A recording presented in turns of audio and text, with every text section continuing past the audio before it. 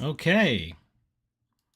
Hello, everybody. This is me, Francisco, here for Sports Goose number 221. I'm joined by my good buddy Charles here. Andrew's not here just yet. He's going to pop on. I don't know, maybe he's eating dinner or something like that. He's wrapping something up for work. I have no idea. But it's just me and Charles for now. And, well, we're kind of used to that a little bit. So I don't know. We can kind of delve into some gaming talk and whatever while Andrew's not here. That way we don't annoy him too much, huh, Charles? Well, hi everybody. He's Mm-hmm. not going to be able to kind of control the tempo and control the combo if he wants to do anti-gaming when, you know, cuz we be playing some games, man. We be playing some games. It's part of the thing. I've been playing a lot of games. Mm-hmm. Um Fun stuff, but sports-wise, what, you had the All-Star game? That stuff doesn't matter. That's irrelevant. Forget about it. I had it Um on the topic for our show today, but Well, but because you know my opinion on it, it's the same equivalent about how I feel about Hall of Fame. So it's a topic, sure, but I'm talking about like what we can talk and not talk about with him in that sense. And then basketball, there's things we'll maybe touch on mm, it, and then hockey, I got nothing. Even though I'm playing NHL it's 26 in the background. off season. So and then Yeah, it's cover off season. athlete for NHL 27 is Macklin Celebrini. Maybe Andrew has some comments about that, but yeah. It's slow part of the season right now Yeah, and for I everybody. was originally going to offer like starting with the cage just to do like a quick like rundown, but then We I haven't realized my done it in collective quite a while. there's too much, man. Like I'll give you the I feel like we should just do it now since we're here, I so don't I I could don't just mind. You want to do it? yeah, We haven't let's done it in a do it. while. Get my whole thing. So ready, one, two, three, as people stare at me.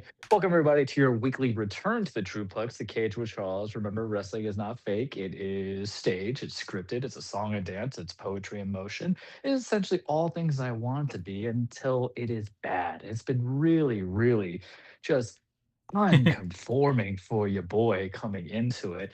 Originally it was supposed to be about what, chasing championships, Mm. promos, men and women being the holy hell of each other, chasing, establishing their legacies, doing it for pride. And now I'm stuck with one company doing everything for cinema and for the Hmm. aura moments, and I got another company doing it for the anime moments. And I feel like I should talk about it. And Andrew's in, right? Andrew, you here? Yes, perfect, sir. All right, I yeah, we're finally perfect. showed up. yep, we're doing the cage here. So Been a minute. it's been a long minute, and Charles It's the wanted to get into it apathy. now. It's also it's the slow part of the year for sports. Obviously, the Hmm. SVs happen. I didn't watch that, but it's a slow part of the year for sports. So it's also been a while since Charles did update us on the wrestling world, and things have happened, both good and bad, in and outside of the ring for wrestling. But of course, that's every year, I guess, now with the way things have been snowballing. But yes. So he's already done Yeah.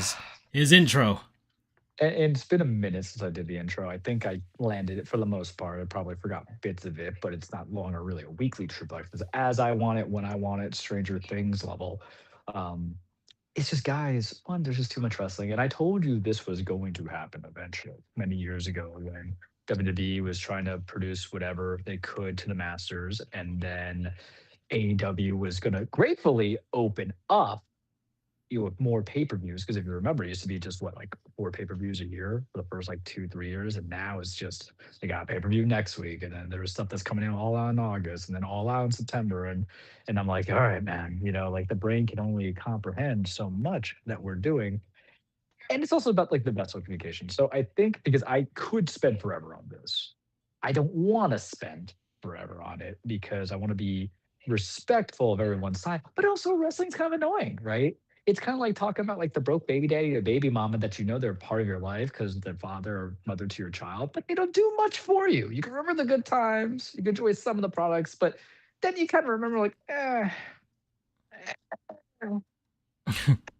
why you call me the slave? What do you need? And that's what it feels like, because no matter what, both of the companies, and we're not even talking about New Japan, even though they've been doing some good stuff, and some of the other brands, they all want your money. It's just you're gonna get certain kinds different kinds of, like, pleasures from the money that you give, so essentially, we're now just calling wrestling hookers, right? Um, but I digress. So, what's the headache that we wanna talk about? So let's just go with WWE because I know that's how we always kinda start the show. Hmm. The state of Raw and the state of SmackDown, as I pause this controller, there's times where it's good, and, a lot of pay-per-views have come by, including the big one that was WrestleMania, and that was just awful because remember, they switched over to ESPN's doing the pay-per-views, and you guys are gonna say, "Charles, you're paying $30 for ESPN subscription to pay-per-views?" Absolutely not. You gotta tell me. I don't even think we did the Royal Rumble either because, we've been off for a long time, Yep. so we skipped out in January. It's not that I did it for just that, but I already do Hulu and Disney Plus. So in my mind, and I can survive with ads. In my mind, I'm like, oh, you mean I'm only paying $13 for everything ESPN Plus related or whatever they call it, to include wrestling and baseball. So I'm like, yeah, sure, whatever. I'll cancel it at some point, probably in August, because I can go back to Disney and Hulu being, ad free. But guys, I'm 36. I don't care about ads on TV. I can handle it. The current people who's ADHD or is just too much, or they're just impatient because they have everything that's ad free. It's good for you guys. You want to pay more. I wouldn't pay 45 for a complete bundle of three platforms, but I typically use Hulu a lot. I use Disney Plus enough. And then for the wrestling, I'll take 13 because everything beats paying, $50 back in the day. So WrestleMania was awful. There was like three matches that kind of saved it. Of course, Seth versus Gunther was fantastic. The ladder match for the Intercontinental title was good, very good. Had to retain that. And then Roman versus CM Punk was, as predicted, excellent. And people have their opinions on Roman. I don't care. I don't care what they say on Twitter. Follow us on the Twitter, everybody. Charles the Hmm. True, Sports Stash, underscore Goofs, Tampa Holes, FJOJR, or Junior, whatever you want to I don't call use it. them. There's so much Marlins historian, Panthers historian, whatever Andrew's got going on. He's still saying he's not Pegasus Knights or whatever, but I don't believe him. So one of you guys, if you do listen, will recover to it. But everybody has their opinions on it. But the reason why the state of it's just been bad because we got SummerSlam building up. If I feel like it, we'll get into SummerSlam groove. I'm just going to talk about the issues of it. CM Punk's back. He beat Sami Zayn for the title. Sami had beat Cody and Gunther in a triple threat in Saudi at Night of Champions, which was great. I watched that match. It was a fantastic match, in my opinion. And the surprise was great because I'm a Sami boy, and I knew that was gonna be done real quickly because I thought Cody was gonna win it back, but they gave it back to Punk. So I'm like, fine. I just had to put that interjecting there because that was a feel good moment, even though it was short lived, and it just means a lot for Sammy. Because remember, belts are props, belts are gimmicks. It matters to a degree for people's legacies because they've been doing it more. But it's like giving yourself a round of applause and people giving you high fives as you succeed, right? The high five doesn't have a monetary value when you're a transitional champion or a mailman, as the wrestling icons would say, but it has some importance of it. But the thing is that, as you heard me say, they're focusing too much on cinema. WWE under TKO's supervision with ESPN around. They're focusing too much on cinema. They're focusing too much on what they think is big money matches or entertainment or, what was the word I want to use? Aura. I feel like that word gets overused so much in the wrestling world. So also like how slop is overused and Twitter is just coming Yeah, into I it. was about to say that, like wrestling slop or something like that. Yeah, yeah, well, just slop in general, and I'm like, slop feeds you. People forget it. Like, you choose to eat it, so you're undercutting something that's of need to a degree because it's just the lowest nutritional value. But I digress. It's just what they're trying to do, and I was just texting my buddy about it. Who, when you have wrestling fans who have like, when people, and you're there, and you can have all different times. I've always told you, how do you like your wrestling? It's the same way of like, how do you like your pizza? How do you like your sandwiches?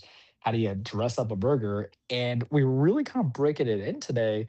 And I will save everybody time, but it's just like with WWE, it's legitimately like, oh, we want to tell you what entertainment is by giving you like the same 4 to 6 people all the time.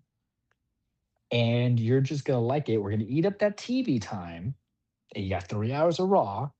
You got 2 hours of SmackDown. That's going to become 3 hours, you know, later on in the year. And then you're just propelling a lot of the same people when you have a roster. And I'm not saying everybody needs to be on my pay per view. Do I wish the pay per views were longer? Sure. But you know what? As somebody who just kind of uses it as void throughout the day, I can live without it. I can live with it. It's whatever. But they don't really make me want to even keep the support of the people you have if you keep reheating the nachos, as Hmm. the kids say. So Punk winning the world title was a great thing because Wysep had hurt his shoulder all those months ago. And then he had some great feuds coming into it, just everything, whether it was short or long. He was the old man Logan kind of vibe. Roman winning the belt from him at Mania. We knew he just was not going to defend as often. He defended twice against Fatu. The first match was great. Second one, I had to rewatch it at some point or, care to rewatch it at a juncture.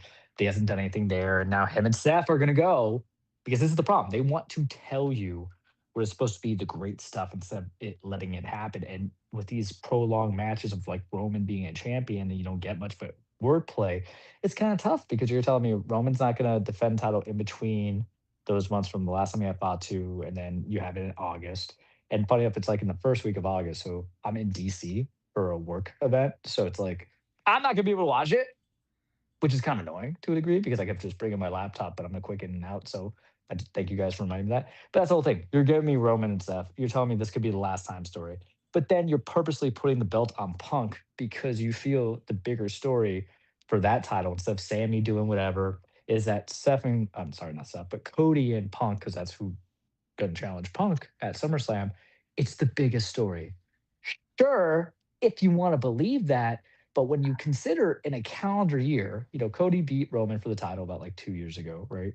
But if you consider for the calendar year, Cody has lost and won the belt multiple times because he's now a three-time WWE champion. Because while we were off the air, Cody lost it to Drew Hmm. in like wherever. I don't even remember. Before Mania, he won it back. And so now he gets another title shot and then another title shot.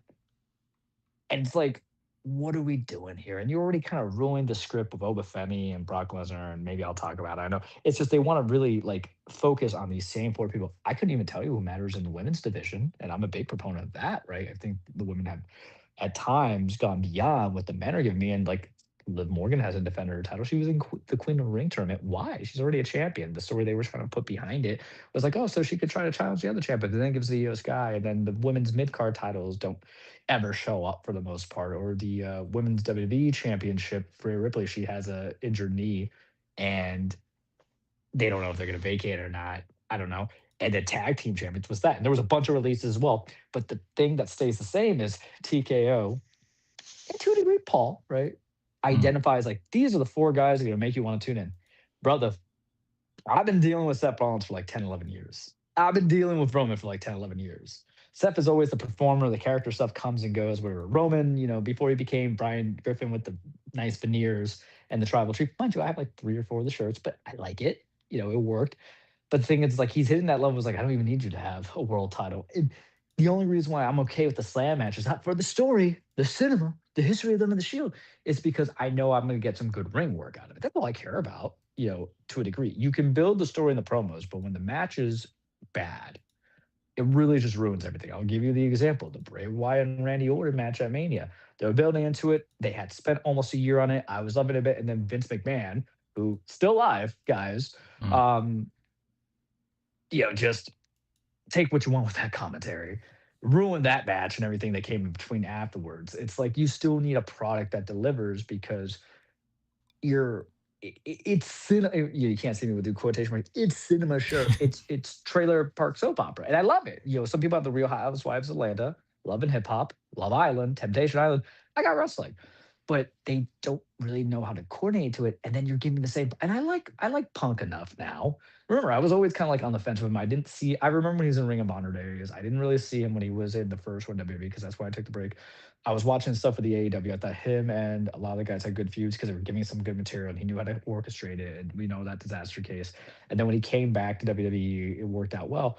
But like you're giving it to him, you're giving it to Cody, who it really feels like you can't do anything to find this man without a title, even chasing the title. And you're kind of like, I'm hitting that wall. I've been hitting that wall. I don't care much for Cody. I know the in ring works good, but I just don't.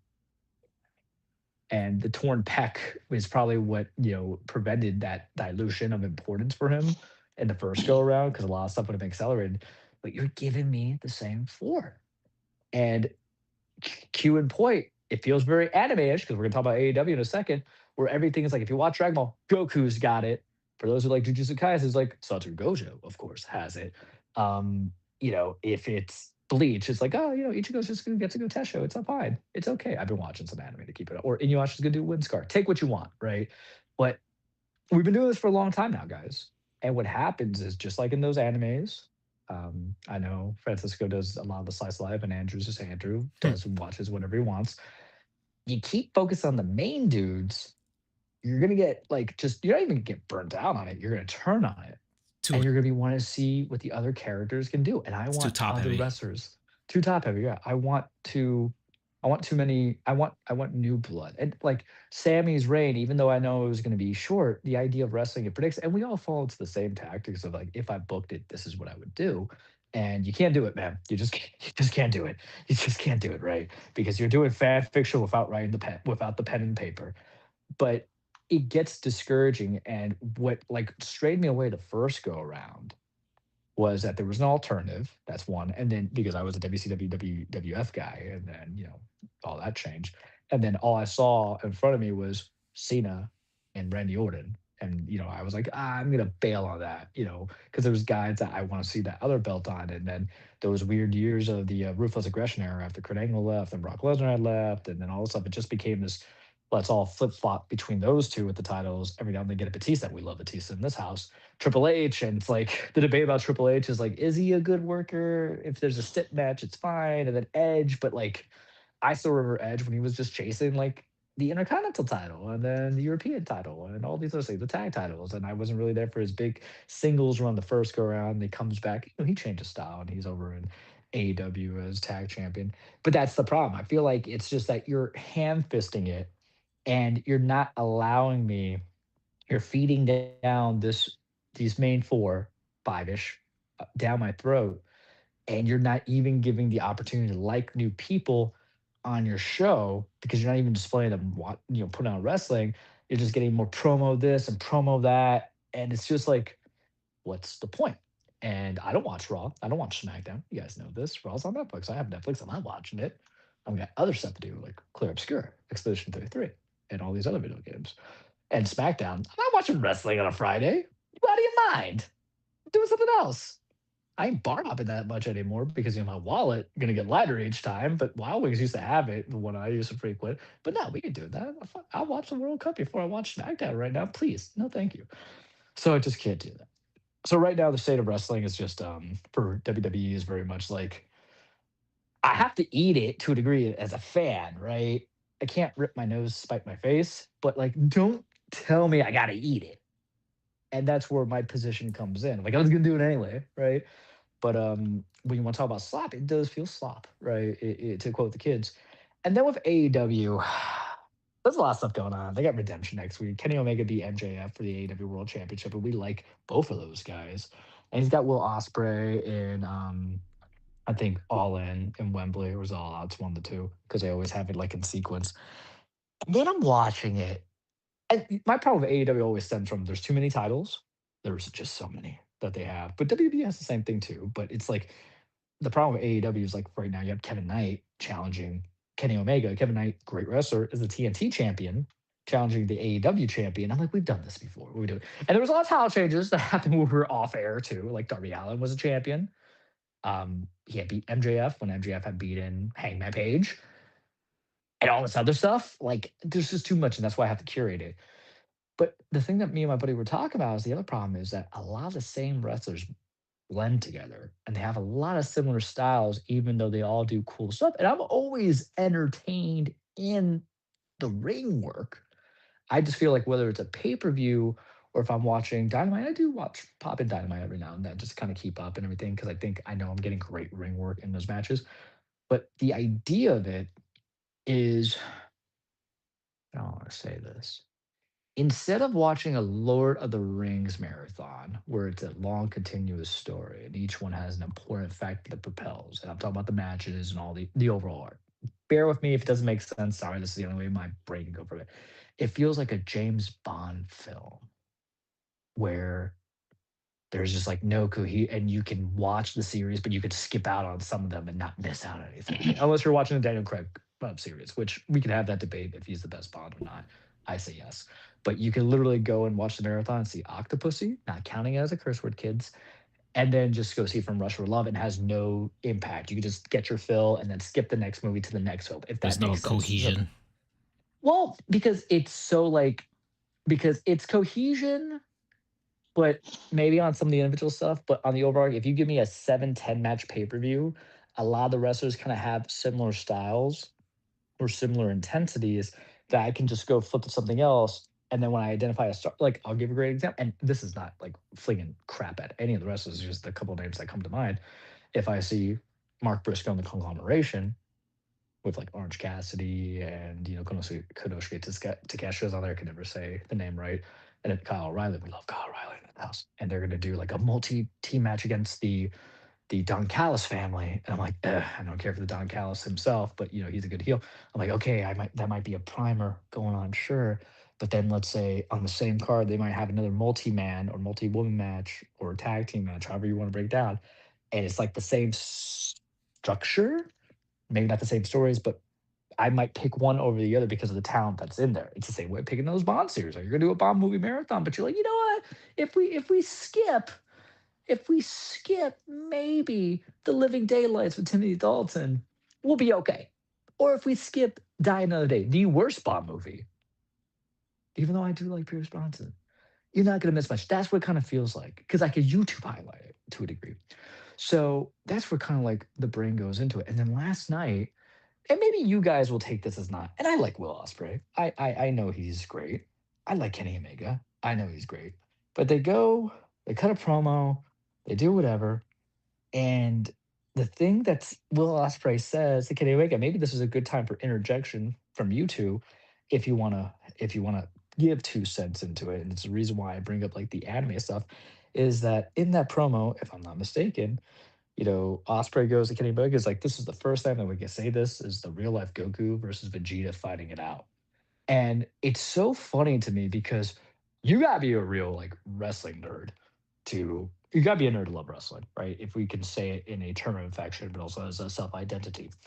But then we're bringing it like anime, and that's where we kind of feel like it kind of feels like a lot of the matches because Will versus where Strickland happened, and a couple weeks ago at a pay per view, and the issue of it is like there was too many kickouts at once for the pulse and the adrenaline and the aura and stuff like that, but they did it like almost all the subsequent moves in like the final 5 minutes before it finally ended. And then someone has said, like, man, it's like, are they just doing the beam battle clashes that were on the old Dragon Ball games? And that's what it kind of feels like. We're utilizing wrestling, and this is how I kind of feel like AEW degree is. We're utilizing wrestling to cosplay as manga or anime or you know the action, but it's not in an action. It's not Roadhouse anymore, right? It's getting like the high fantasy to a degree. Hmm. Pretty soon we have like white mages and stuff, and then self revives casted. And I don't know if I go to, and I go to my buddy. I'm like, when's the last time you saw like a submission specialist? It was at Forbidden Door, and you guys know I don't care about the Forbidden Door pay per view 6 years later. The concept doesn't make sense. And it's like, how do you like your wrestling? And the thing is like both of them are kind of giving me nothing that I want. Because look, I know AEW's got a pulse, and I know I might be entertained for bits and pieces, but it feels like you're not telling you're telling me I can skip my sides and I can just have my dessert with it. Sometimes I can just pick and choose. And then on the flip side to it, um, I'm getting when WWE is like, if you can't you can't have your meat if you don't have any pudding, right? The Wall by Pink Floyd. And I don't want it. So I'm just like dissatisfied, but I suffer for you all because you are still part of the fandom, right? We mentioned anime a lot. Trust me, there's times where anime or manga has like a slog, the kind of good or the very Oh good but never boy, great ones I always just have went the through that. slog. Oh, did you saw it? Yeah. What? And that's the anime. Oh well, I saw something. We'll get to that next, Yeah. but yeah.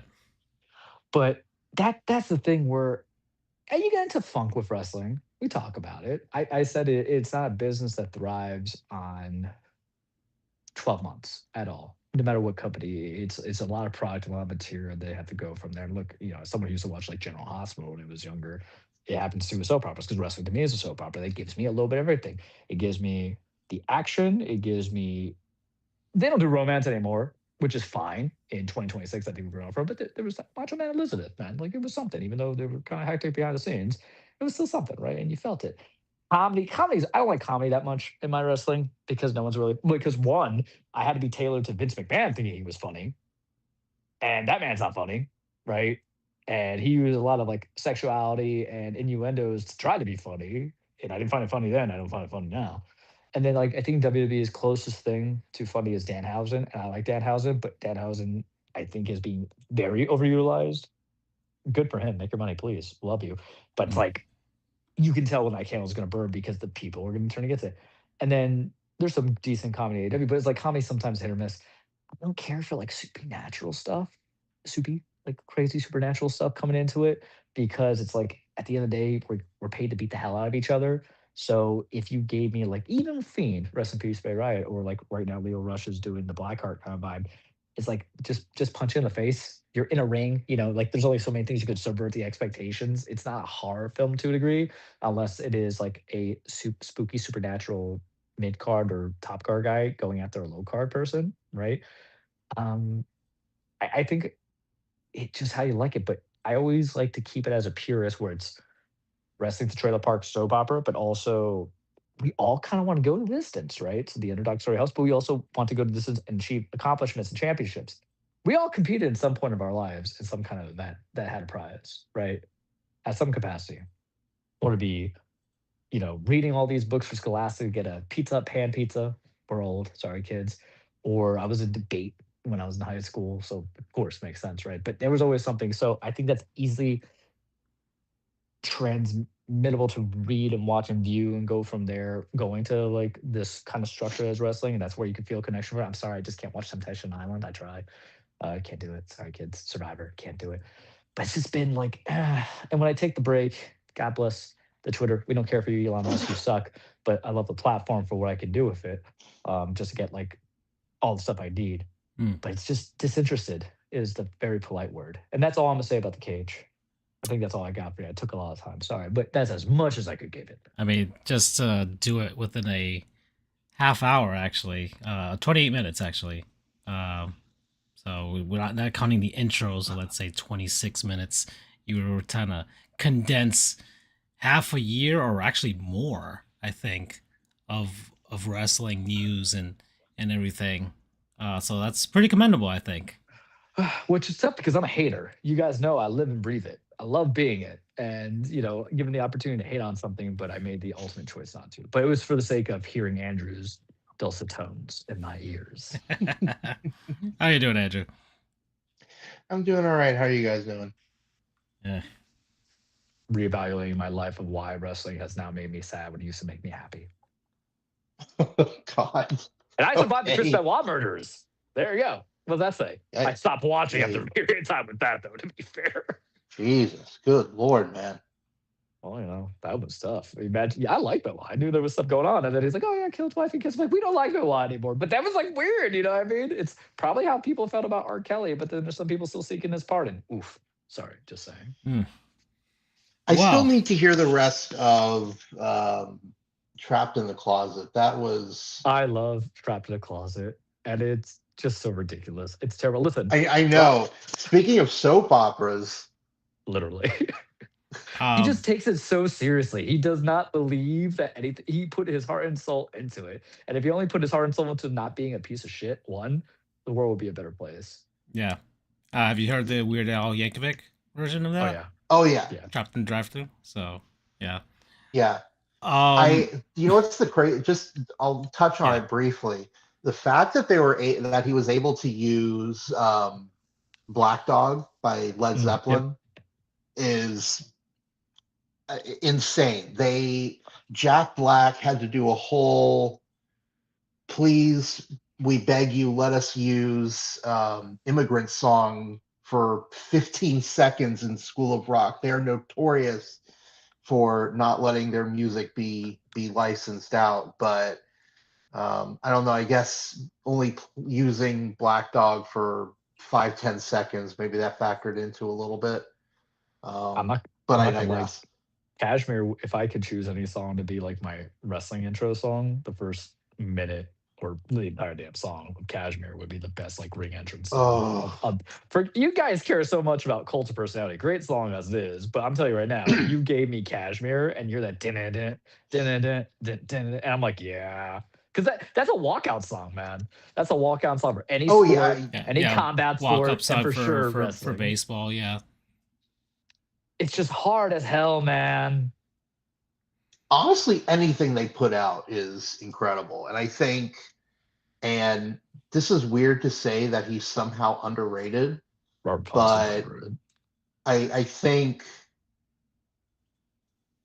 Keith Moon does not get enough love from the general public for just how incredible he was. Mhm. Uh, yeah, sucks that drugs got him so young. Uh, Happens to a lot of musicians, unfortunately. Well, that kind of segues perfectly into what I kind of want to talk about. So, because variety show, right, Charles? So Are you going we're to talk about drugs? well, no, no, not that variety. Yeah. In any case, no, just entertainment that we've been enjoying.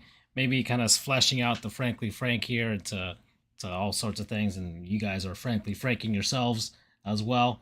Hope that's not a euphemism for something, but in any We're going to call you case, Freaky Frank for some of the stuff that you're going to watch. I but don't know. It kind of seems weird to say that we're franking ourselves. That seems like we should censor that. uh, but but in any Frank case, you, man. Frank you. I've been well, Charles was mentioning like a slog and everything like that, especially when it comes to anime. I started watching this one. It was on Netflix called Sakamoto Days. Yeah. So apparently, it's a Shonen Jump anime. And at first, I was getting with the premise of the show because I'm like, oh, okay, this seems like a nice little thing, and I was Fat kind of Man getting into it. Assassin. And yeah, it's about Hitman and all that stuff. And I just got off of the first season of an anime I watched that was about a hitman turning into a middle schooler. But um, now, like, I'm 20 episodes in, and it's 22 episodes long. I'm on the last episode of this first season, and I'm realized like it's a Shonen Jump anime, and the story has completely changed from what it was initially at the Mm-hmm. beginning, and it's gone on to this whole thing where I'm just like, I don't know if I have the bandwidth to follow this for 500 episodes. So that's where like the slog comes into. That's why I could never get into an anime series that was that long at all. The closest I ever got was was Pokemon, and even then I only watched like maybe the first 3 seasons worth of Pokemon. Like Heart was a red, blue, yellow, silver, and gold, and then that was as far as I could take it without real. I mean, obviously it's made for a much younger audience, so the storyline just kind of repeats itself for quite a while. But um, really couldn't get into a storyline that's that freaking long. So um, I think I don't know, man. Unless they can try to wrap up that story, I don't think I'll have the mental capacity to go through all that. I felt the same way with like The Boys and Invincible, and like I don't know why my capacity for withstanding these storylines longer than 3 seasons is it's getting to me now. So maybe it's just about getting older. Maybe that's what it's about. Mm. Yeah. About quality. But Andrew, he has a short, abbreviated stay today, so he just want to get a topic real quick. But come back to the anime though, if we get a chance. Mm. But I don't know if we want to yield the floor to him with 42 minutes. Yeah. I mean, Or what have you been 22 enjoying, minutes. Andrew? How's the week been? Not too bad, not too bad. You watching anything? Um, I mean, watching the World Cup from afar. The new season of Quarterback is on Funny thing is, Netflix. I named this episode Argentinians because I think the world is starting to realize that Argentinians are a very special group of people, I'll take that. and there is a certain level of arrogance and self-importance that country puts upon itself, even though the only thing that they've ever actually been good at is soccer, and that's the only thing they've ever been good at. this whole No, they've thing also with been they've also been good about not paying back debt. Okay. so and harboring. I'm not going to say the word of the political party because I don't want us to get demonetized. I mean, the But U.S. does anyone that. who, Oh shit! Sorry, too. yeah, well, you didn't say the word. You didn't say the word. They're just called MAGA now. Um, yeah. Well, yeah, debatable. it, I'll just say that anyone who knows anything about history, you'll know what exactly I'm talking about. So The boys in Brazil. yeah, oh man. but I digress. The thing that I did want to get to, why I'm actually what I want to bring up is Tom Dundon and the Stanley Cup. Oh, okay. Yeah, I wrote this down in my phone because I did not want to forget this I because I needed to talk about let this. me let me summarize it for you, Andrew, for an intro here. And then the funny thing is that the Stanley Cup or no, the NHL 27 cover athlete and all the new features for whatever that are coming out for this year. It's Macklin Celebrini this year. Well deserved, by the way. Well deserved. I actually really do like his game, and obviously rising superstar with the San Jose Sharks. But someone made a joke of putting the NHL 27 Family Edition, and it was just Tom Dundon's family on the cover. So, but in any case, that goes towards the Stanley Cup. Obviously, one of the most, or probably the most prestigious trophy aside from the one that people are fighting for and Argentina's only good at looking for with the World Cup. But yes, the Stanley Cup, one of the most revered trophies in all of sports. You win the cup, you get the privilege of having your name on there. Only 55 people every season get the chance of having their name etched into the Stanley Cup. And then within those 5 bands that are around the bottom of the cup, and then when those get filled, part of it gets taken off and is sent to the Hockey Hall of Fame for display for everybody there. Florida Panthers had the chance to have that twice, the Lightning 3 times.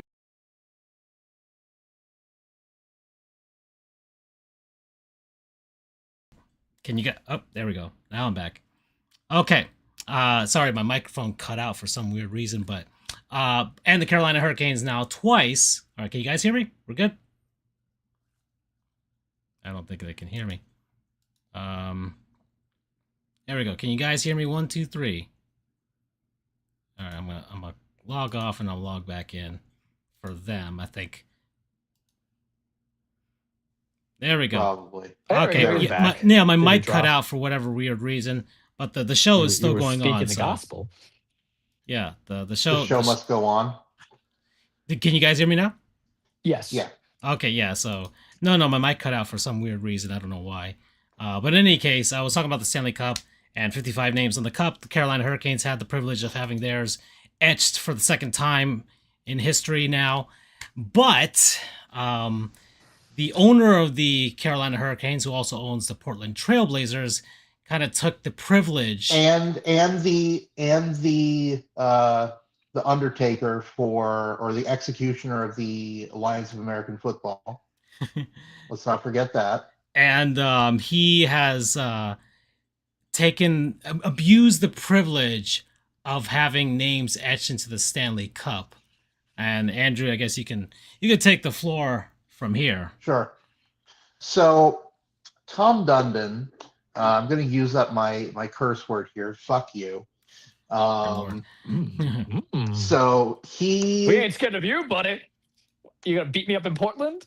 Go ahead.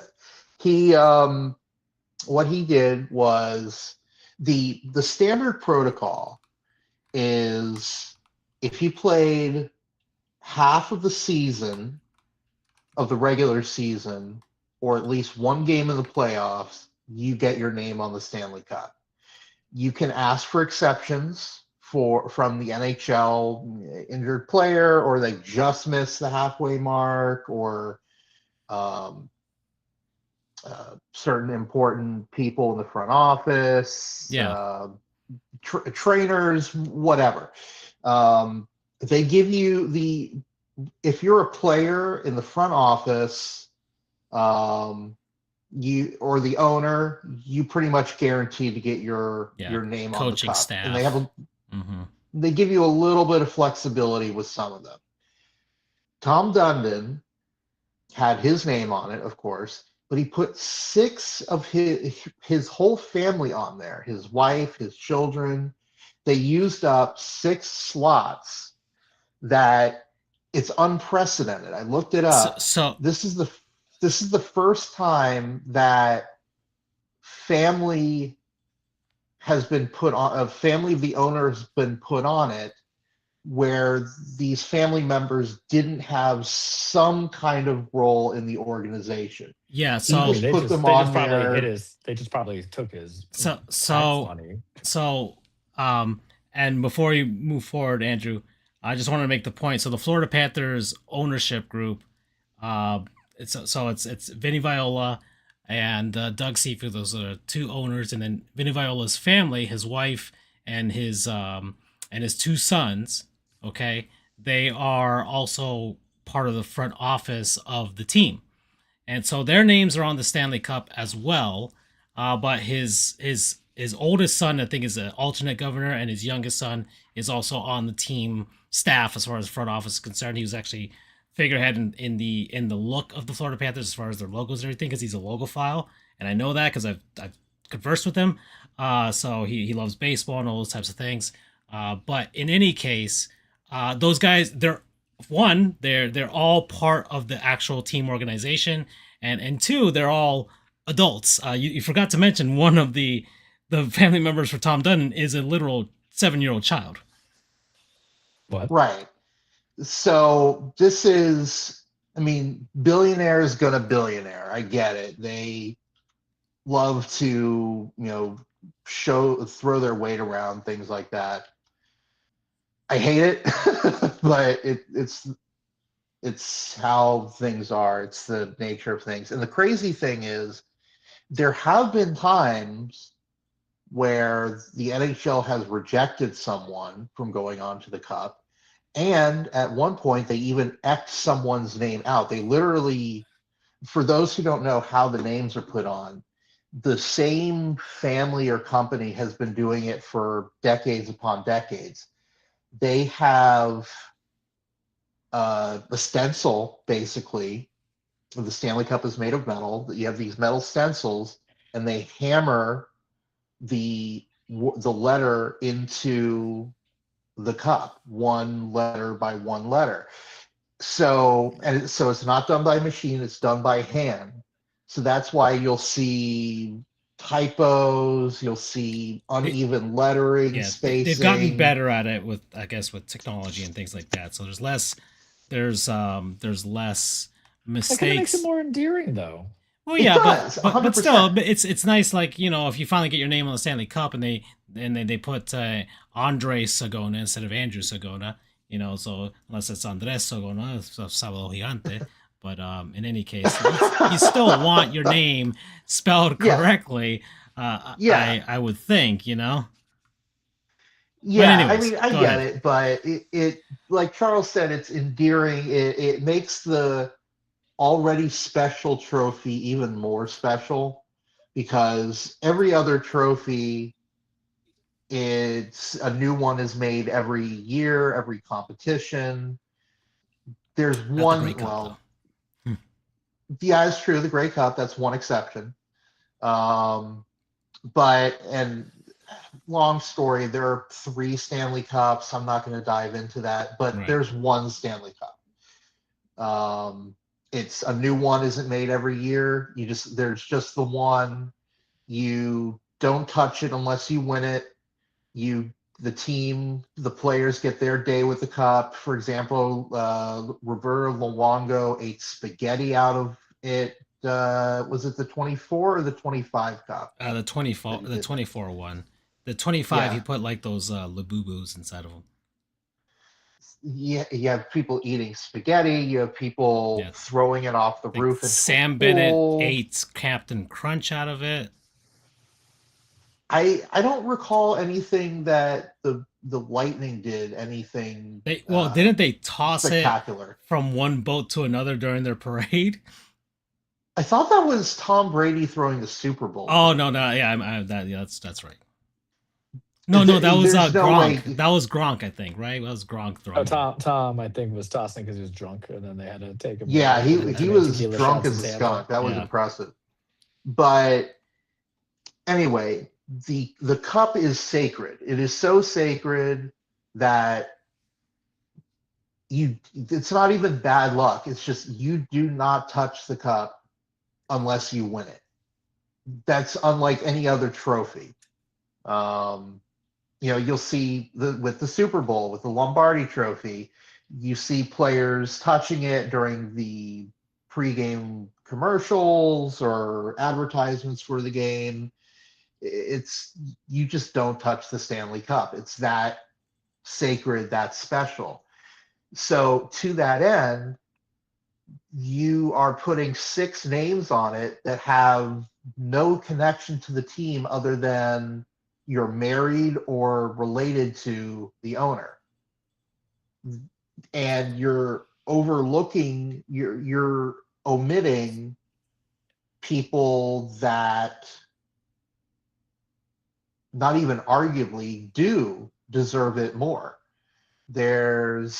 I mean, admitted he's been with this. I think it was the athletic trainer or yeah. I some think it's one of their. I think person. it might be their head trainer or something like that. He's been with the team since they moved from Hartford, I think. And I mean, hopefully, thankfully, he got his name on the cup in 2007, which was the first time that 6. the Hurricanes won the cup. But to leave him off for a 7-year old, it's insane, and it speaks to how vain Tom Dundon is. It speaks to Blazers fans are super how worried about it right now about Does him. the kid even like hockey? Because that's really just like he's gonna get beat the hell probably up at prep not. school. I mean, He admittedly, I started wasn't. following. He wasn't even I started. around. He wasn't even around for like any of the other playoff series until they got to the Cup final. Um, and I know he just bought the Trailblazers and stuff like that. And he's actually been gutting that team. Big time. Um, and with for a lot of that, the old Blazers owner was one of the more generous in the league and was just spending money just to spend money just to make people comfortable. But Dondon's gone in and slashed pretty much everything down Well, you know what? to the Good, bone. good, good. Because I'm still salty over that Dame trade. Okay. Alrighty. Well, anyways, But Andrew. so I have, I guess, one more thing to add. I guess it's that you know Bettman's made a lot of mistakes. As well, it depends on how you view him. I mean, he's done wonders for the game in the Sun Belt. I mean, I guess if you accept Los Angeles, there were really no teams in the southern U.S. until, well, in Atlanta, but they left pretty quickly. But without Bettman, you arguably don't get the Lightning, you don't get the Panthers, you don't get the Stars to move south from Minnesota, you don't get the Coyotes, you don't get the Sharks, don't get Vegas. I know that's kind of not Sunbelt, but non-traditional warm weather markets. I will put it that way. Um, so he has done a lot to grow the game. I will 100% give him that. 100%. I mean, I probably wouldn't have a hockey team to follow if Florida and Tampa aren't there.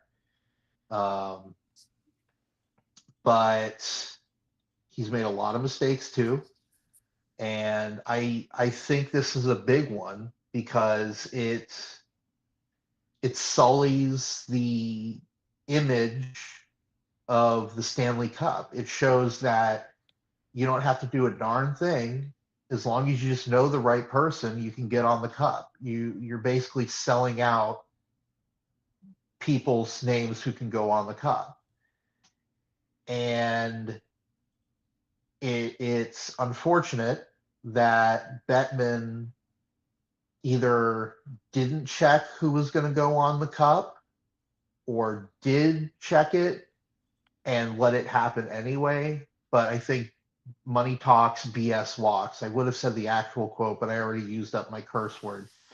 I mean, you don't have a Um, use on the curse words, Andrew. We just have a counter. okay. So money talks, bullshit walks. That quote, I almost feel like that's not a curse word because if used in context, but it it's very disappointing that Bettman would either have it would be especially more disappointing if he let it go intentionally because it's and I know at the end of the day this is really stupid. It's a bunch of letter shaped indentations on a piece of metal. Um, if you look at it neutrally, but it's kind of like how Rob Manfred said that the World Series trophy was just a piece of metal when there was the whole controversy with the Astros in 2017. The Stanley Cup is infinitely more sacred than it doesn't even really have a name. It's the Commissioner's Trophy. I mean, they haven't bothered to name it after anybody. I mean, the Stanley Cup. I mean, that's we're gonna toe your line there, buddy. Everybody has their own preference in sports. I don't know if you could say one's more important than the other, right? When it comes to championships, just because one's named over another. I mean, yes, but You could say I I, like hockey the most. It's a disrespect to hockey, but I don't think you can gauge the Stanley Cup over the Marty Trophy versus the Commissioner Cup versus whatever, because then we all kind of lose because there's this World Cup thing going on, and that technically trumps everything, or all other sports that are actually multinational trumps everything or international. mhm. I'm not counting like but North but America I because hockey So digress. gets I mean, Mexico team. the family names on the Stanley Cup is not an unprecedented thing. The Detroit Red Wings, the whole Ilitch family was on there, but and well, there was famously the Edmonton Oilers. The owner put his father's name on the cup, even though his father had no position on the team, and they actually xed his name off of the cup because of that. I think it was Basil Pocklington. So, but the Ilitch family had their family members in the organization. And the Illich family, or at least Mike Illich, when he was alive, was one of the more generous owners in all of sports when it came to his running his team and also being charitable amongst his community for Little Caesars and all that stuff. And like I said, other teams have done it. The Panthers just recently did it, but this was the most egregious of all because the children that were on the Stanley Cup. I mean, you might make a case for the wife and say she's maybe a part owner, but for the kids, Technically, they yeah, had right. no actual position with the team. I think his oldest child is in college right now, so they had no actual running like any sort of responsibility with the team. So that was the difference with this, and that's why I felt most egregious. And a lot of, I mean, ultimately it's been done, and nobody's going to change it. But who knows if? I mean, I thought there was a sort of with what happened with Pocklington was a rule that hey, you can't have just a person that anybody, but apparently maybe the rules have loosened up a bit since the 80s. All right. I'll make one last point on that. It's someone had made the point or the argument that the difference between then and now is just how rich the owners have gotten since the father was put on the cup. And with more money comes more clout, more you don't want to piss them off the if you're the commissioner, if you're Bettman or whatnot. And I think that happened obviously happened before Bettman was in power. So I don't know. Maybe he just, for the lack of a better term, has less respect for the integrity of the cup than the commissioner that did get it xed out. Yeah. Um, so yeah, that's again, like I M- said, in the grand scheme of things, not a big issue. There are a lot of bigger issues in the world, but it is still very disappointing if you Maybe are a if you're a hockey fan. maybe to your point, maybe it's it's a consolation for the fact that the Stanley Cup is the only one of the four North American pro sports leagues. It's the only trophy that doesn't get handed directly to the owner at the beginning. So maybe that's the that's the compromise. Hey, but your name will be first, and whoever the hell else you want there as And well. honestly, it should be that way. No, the it should be the way that the captain or some player gets it before the owner. It just doesn't feel right to give it to the owner who, aside from having oodles of money, didn't do anything I mean, in the I game. think you could. They do. Don't make me defend multi-billionaires, please. There's not enough hot We're showers. about to have a lockout in baseball, so go ahead, Charles. Okay, so just to Cody, go on to Andrew's get point. on. You're gonna fight Cody Bellinger. All right, so Andrew, you loved your Yeah. self having Steven Stamkos, right? When he was with What's the that? Lightning, you loved having Stamkos on the Lightning, right? Oh yeah, absolutely. Yeah, and you love the salary he was getting paid at that part, right? Where are you going with this? And you love the fact that he had teammates that are adequate to help you go throughout the Eastern Conference and then also win the Stanley Cups and back to backs, correct? Yes. And you love the fact that they Where are were you able going to with this, hire and Charles? retain a professional manager of greatness like John Cooper, correct? I see where you're going with this. Oh boy. And henceforth, I mean, I agree to a point. and the person who supplemented that, whether he was full or part ownership, was the owners of the Tampa Bay Lightning, correct? Yes. And I henceforth, mean, I you would agree to a agree point. that if he didn't I even pay for any of the people that you traded for or you built in or hired, there would be a possibility, a strong possibility, that you would not have that back to back, Stanley Cup finals and even the 2004, correct? I I don't know will if it's the give you same ownership. this. I will give you that. I will Look, I give you feel that. dirty. Like I'm gonna scratch my face off. But owners have a contribution. The ones who funnel the check. Sports are a small business, right? Or not small business, but I think you guys understand what I mean. There's a startup funder, right? It's Yeah. venture capitalism at its finest. They might not have played the game, but for every, and I'm gonna use a basketball terminology here because I don't know enough about hockey to use this example. For every time when you get dummied by doing a Hassan Whiteside kind of pay an extension when they earned it, you get a Bam Adebayo extension. That's perfectly fine because not only are you can get somebody who delivers it, you also get somebody who like knocks people in the face when they try to ish. They have a place, because if not, it's all just backyard, you know, baseball and ice hockey that you're chilling with some weird kids in Michigan. They have a contribution. I don't care if they hold the trophy or not first, but they field the team. They make the trades. They pay the I people the won't money. I won't deny that they do have you are correct in your point. Ugh, ugh. They do have a an impact. I mean, you have They make your the nice Jeff Vinicks stadium. of the world. You have the The public pays for the nice uh, stadium, but Well, I guess the idea is they find a way to fleece the public to pay for the nice stadium. And yeah. hey, you yeah, need some of if those. Jeffrey Lurie didn't fleece Miami, the Marlins wouldn't still be there. So yeah, You need a little bit of that, right? So I mean, yes, I I'll agree never with you forgive on you that for this, point as Andrew. much as it I'm never kills gonna you. forgive you. I'm never gonna forgive you. I'm gonna send this directly to Cody Bellinger. Oh, oh. But yeah, I I don't think they should get the cup first. The trophy first. I think the way that the NHL does it is the right way to do it. I think some. That's all I'll say Yeah. because I don't want to have to defend. I don't want you to have to defend billionaires anymore. I think some of them are pretty cool. Like I said, like Mike Ilitch when he was the owner.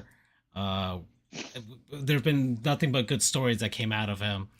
Came out of after he passed away, and what he did for the community, not just for the Tigers and Rosa the Red Wings, but Parks. yeah, and yeah, especially so. And the whole community of Detroit for civil rights and all that stuff. I mean, there's some cool owners out there that you would like to see, like Arthur Blank of the Atlanta Falcons is one of those where I mean the lowest concession prices in the NFL. Like he's just eating the cost for that, just because he wants food to be affordable at the stadium there. So there's some owners where it's like, Okay, you know what? Fine. I think everybody would feel good about that. But in any case, let's get off the topic now. We are 1 hour in, Andrew. You said you had to go at the top of the hour. It's 9 o'clock. But do you have Yeah, a but non-sponsor? I'll do my non-sponsor first, and Alrighty. then I'll People, head out. places, things, concepts that we've been enjoying over the last week. Andrew, you have the floor. My non-sponsor for this week is going to be sweet tomatoes. Doesn't give you diarrhea. there's a Well, there's a remains to be parasite out there. seen, but sweet tomatoes has uh, resurrected. It is back from the dead. For those who don't know what sweet tomatoes or soup plantation, if you were out in California, was a buffet brand, kind of centered on salads and other fresh foods. It wasn't your typical meat and pizza and things like that. It was different. And I was a huge fan of sweet tomatoes. And they were thriving. They were pretty well. They had a lot of locations. But then the pandemic hit. And they were just underwater and couldn't get their head above water.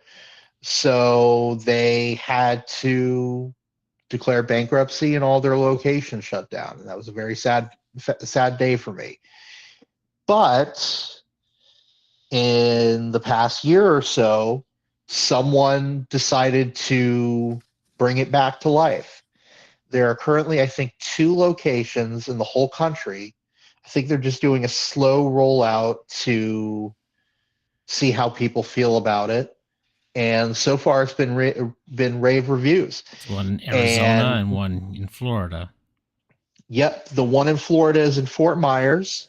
I was not able to go into there, but I was down in Fort Myers last week for a green card interview for Francisco's law firm. Might have to send you back there And soon enough, so you might have another chance. excellent.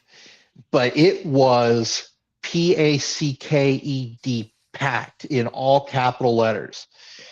It was absolutely packed. And that's wonderful to see because I would like to go to Sweet Tomatoes without having to drive 3 hours to Fort Myers, which is something I would not normally do. Maybe we But, you know, green card interviews happen there. I'm we happy to help could Francisco's firm. pivot the checkers franchise and get a Sweet Tomatoes, I guess, right? Yeah. So, I mean, if it works in Fort Myers and it works in I don't know what city in Probably Arizona, Phoenix, I'm assuming. but certainly Fort Myers is not the biggest market in Florida. You have the Tri-County area, we'll say Miami, you have Jacksonville, you have Tampa, you have Orlando. You have 4 much larger markets, and there may be even more that I can't think of off the top of my head. But you have to wonder if it's successful in Fort Myers and wherever in Arizona. Hopefully, they'll start introducing them one by one by one. And if that is the case, I will be very happy because even though I really enjoy myself from Golden Corral, I am a big salad person. I'm a very big salad person, and it was quite lovely to have sweet tomatoes. And I was very sad when it was gone. And I'm very happy that it is back, and I cannot wait to be able to try it out. So uh, that is my non-sponsor. Well, I guess I mean sweet tomatoes, but also to the company that owns it now that is bringing it back to life. I say thank you to you. Promo code salad bar. Yep. Nice. And with that, gentlemen, I bid you adieu. Have a wonderful rest of your show, and I'll talk to you soon. Bye bye. See you, Andrew. Bye, guys. Bye, everyone. All right, Charles. What what about you? What's been up? So since Andrew's out, I feel like we're gonna talk about games. So I'm gonna switch it and pivot it to food. Okay, what's your Right. non-sponsor? Here we go. Yeah, I was gonna go non-sponsor for a game, but I kind of know where I can put this. So I'll put this. I love chicken. That's how I'm gonna start this. I love fried, spicy chicken. And the craze amongst a lot of places are like the Nashville Hots and whatever, like Dave's Hot Chicken, which is just a five.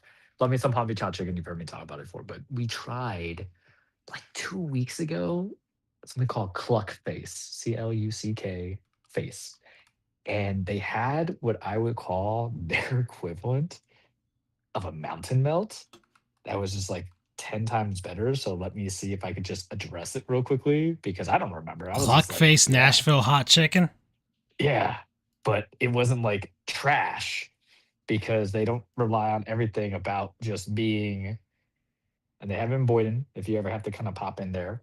But they give you your Boynton slider, your tenders Beach, come up. Boca Raton, and Fort Lauderdale. Yeah, yeah. We had the crazy cluck, and the crazy cluck is chopped Nashville chicken tenders layered with mac and cheese, French fries, pickled, drizzled with comeback sauce, and you choose your heat. And I think I chose hot, which was not at all, but it was like the good kind of amount of, like when the ale house had its heyday and everything was like about a mountain melt and you were excited. And now if you go to the ale house, you're like, I guess I'll have a mountain melt. Hmm. I don't feel like the second part. I feel like the first part when I was like, yeah, I'm gonna get Mal Milk because it lasted me like 3 meals, man. And then, I went with that, had a slider and tender combo. Cause you know me, I'm on I'm a high looking. protein diet right now. I'm looking right now. Well, I So, mean, we kind of have to now because we can't eat vegetables anymore. right. So We're I had a gonna get Publix. diarrhea. Yeah, side note, Publix tenders are 8.99, so I just nuked it for a whole. So I just nuked it when I got it. I'm like, I can't, because I eat salads almost all the time for lunch with a protein bar. Like I'm on this new nutritional thing just because I'm gonna get a little bit more dense and solid. Because I always get crazy like that before a birthday. So instead of doing hard cardio, we're just changing nutrition a bit. But this just threw a wrench into it. But this did not. The fries were good. The chicken tenders were good. The mac and cheese was pretty good. And then I had a side of the slider and sides, and we had their like French toast, which was okay. That was the tender and toast come up for $5. You can't beat that. It was a little disappointing because the not the tender, but on the toast because I want it nice and buttery. But I would do it again. I'll pay extra the DoorDash if I have to go there. They have different varieties of it. I just love when you can get creative with chicken because it's the most versatile food. Hmm. I was gonna put just salad originally because I had it yesterday, but I was like, how am I gonna do just salad? And then we're like, wait, what if I just make it into like a Chipotle bowl and I just mix all the stuff? But this came to mind because I like to think I'm the foodie of the group, right? I'll try anything.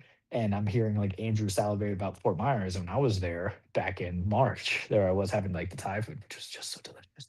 But they have the crazy cluck, which I had loaded buffalo, loaded rice, triple carb, loaded fries. They have slider combos. They have different flavor varieties. I'm Looks just pretty like, good.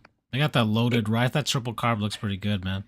yeah. And the thing is, like, the chicken wasn't because some chicken tenders are like too watery.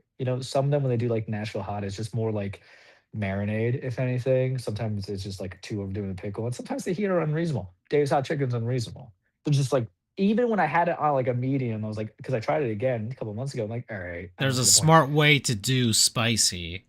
That's Yeah. why I I like Korean spicy, like because I can still Yes. taste the flavor. My face is about to explode, but I still have the enjoyment of tasting the food. Yeah. Well, they have a Korean barbecue slider that I would be interested in as well. Thankfully I'm remote, so I can just stay on the toilet all the time as I do work. It's just I like creativity. I like when things are not basic in a very basic world. And when you're going out and spending money all the time, you have to kind of pick and choose what is the proper point. So clock face, really good, delicious, thought it was just something I want to try again. I gave it like a 7. And my rankings on food, guys, goes to 6. There was something I liked, and it's the only thing I liked, but I'll do it again. 6.5. I liked it. I'll try some other stuff. 7. I already know what I'm getting, but I'm gonna get some other stuff and try it out differently. And when you're in that 7 range, you're pretty much in my good graces, unless I get like food poisoning. But then I'll just blame it on this bacteria that RFK Jr. like just disregarded. It'll be okay. So Cluckface, get you some promo code too drunk to cluck. There we go. All right. Okay. Well, I wanted to pick another video game for this one. Okay. Something I've been playing recently, but I'm just gonna put the series so far because I'm just enjoying just kind of the power trip of it all and just the silliness of it. I'm just gonna go with Serious Sam. Yeah. All Which right, is so so relevant to what I sent you yesterday. yeah, so the Serious Sam series, I had the first Serious Sam a long time ago when it came out on PC back in like gosh, the early 2000, like, oh Yep. man, when, I don't know, I think it came out in 2000 or something like that. I'm gonna go on the Wikipedia here, but yeah, Serious Sam. That's by Crow Team, and it's just dumb fun in that sort of same vein of like Duke Nukem, just those early video game heroes that were just all about being a power trip more than anything else. So FPS game, yeah, 2001 was when that game came out. So yeah, I had it on those big box PC uh, releases back in the day. Never played two, and he had some releases back on like the GameCube and the PS2 and the Xbox as well. But I fell out of the series. It's one of those just dumb series that it's like, okay, this is fun in the Didn't in they the early introduce two time thousands. travel? What?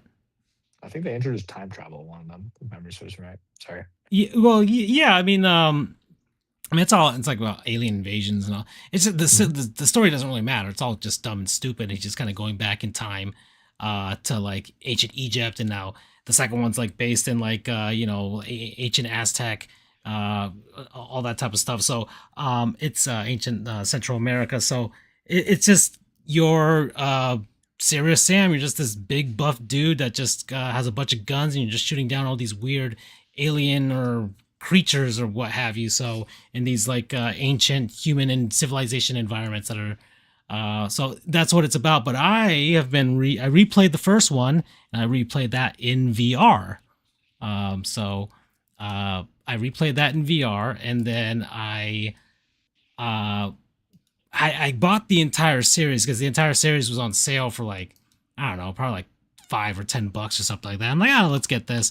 This seems dumb and stupid. Let's do it all over again. And I I was just like, okay, let's do that. And I really enjoyed the first one again. I'm like, okay, this is dumb fun, and it's still hard. Like if you play anything but the easy mode, it's actually really difficult just because of the waves of enemies that they're sending at you in these games. But I decided to go a little more easy um, with my next playthrough, which is Serious Sam 2, Second Encounter. So that's what I am playing at the moment in Devolver Digital's. I got Serious Sam Shatterverse coming out going forward in the future, but uh, just playing Serious Sam in the VR is has been a super fun experience again for me. I'm having the time of my life again. Just the power trip of just like shooting and all over the place, and just being able to just gun down a bunch of these enemies, and just have a lot of fun with it. You kind of get into the character himself and just start being silly. I It's just really dumb fun from way back when you just had these bombastic power trip guys that just mow down a bunch of enemies, and then Duke Nukem disappeared for quite a long time, and Serious Sam is still here, being this quintessential 90s early 2000s, like, oh yeah, I'm a big strong guy, I got my big old guns and I'm gonna shoot down the aliens, like that type of thing. So it's fun. And yeah, uh promo code um uh was it Crawleywood. There we go. Crawleywood. Okay. So lots of fun. Yeah, I mean those serious Sams are always fun. I think legitimately we have reached. They call them boomer shooters now. I'm gonna be True. tongue in cheek and trademark it now. It's just Pete Hegseth's wet dream. With what he wants with certain people with guns. Mm. High testosterone. Um, for those who don't read the news, go and venture off that. This is not a news show, everybody, even though we talk that shade. They're good games. I had sent you like Turbo Overkill yesterday. I went against it Mhm. because it's gonna be $6 again at some point. But I have picked up El Paso elsewhere, and my whole thing is that you do have to support indie games right now, as I'm stuck in like double A and triple A mania with all my stuff. But those I didn't, what do we call them when we were younger? It wasn't boomer shooters. We just called them like dungeon shooters. That's Yeah, or really what they were. everything was just inspired by Doom. So yeah, But Serious Sam was fun. And I think the irony arena was this is shooters, I guess. yeah, well, Yeah, Quake and then Unreal Tournament. But Serious Sam 2, is that actually Serious Sam 2? Isn't like the third one because they had Serious Sam and they had there's like an Serious in Sam between. 1, 2, 3, and 4, and then they got this new one Yeah. that's gonna come out. But they had a like a wordplay with it. But those games were always fun. I think what people don't realize is because right now they just have a bunch of military shooters even now, and even if it's diluted, it's just the main two.